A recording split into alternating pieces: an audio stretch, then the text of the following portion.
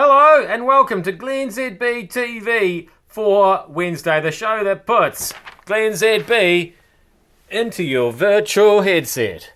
I'm bringing New Zealand to the world, and the world to New Zealand. And Kim Jong-un, are you... I know we've talked about this before with your missile program you've got going there, but I didn't really think that you'd come right out and make it so obvious that you're making up for maybe some of your shortcomings with your large missiles. But, I mean, this is a poster in Pyongyang, and to me, that's not exactly what your missiles look like. It looks like something else. I'm just saying.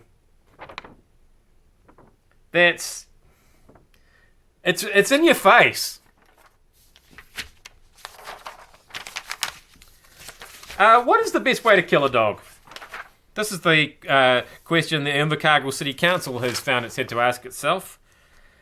They've suspended the use of bolt guns to euthanize dogs after a public backlash, apparently. So they'll be using lethal injection until further notice.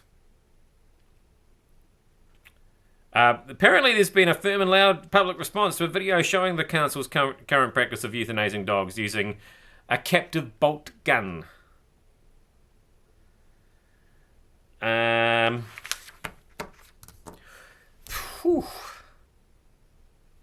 Okay. Great story. That's an uplifting story for a Wednesday. Yeah, it's always hard, isn't it? Shall I shoot it? Shall I just poison it? Shall we gas it? Electrocute it?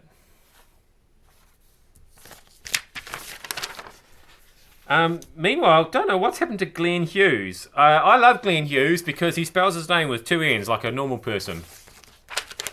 He was the bass player for Deep Purple. He's touring here at the moment. I feel like Smoke on the Water was really the only song they had. I just can't think of any other ones. I'm sure there were other ones. Just can't think of what they were. Anyway, he's been taken off to hospital. He was about an hour into his set at Horncastle Arena in Christchurch when he could no longer stand up. So he got taken off to hospital. He'd complained about having a cold throughout the performance.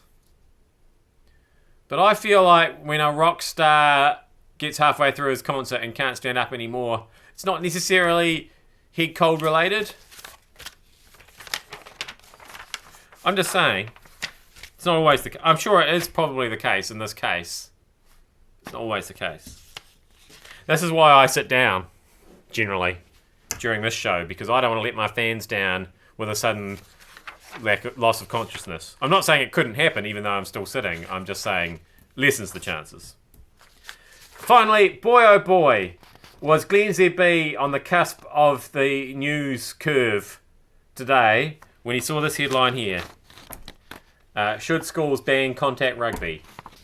Admittedly, it was happening in England and it was this lady talking about it and not somebody who plays rugby.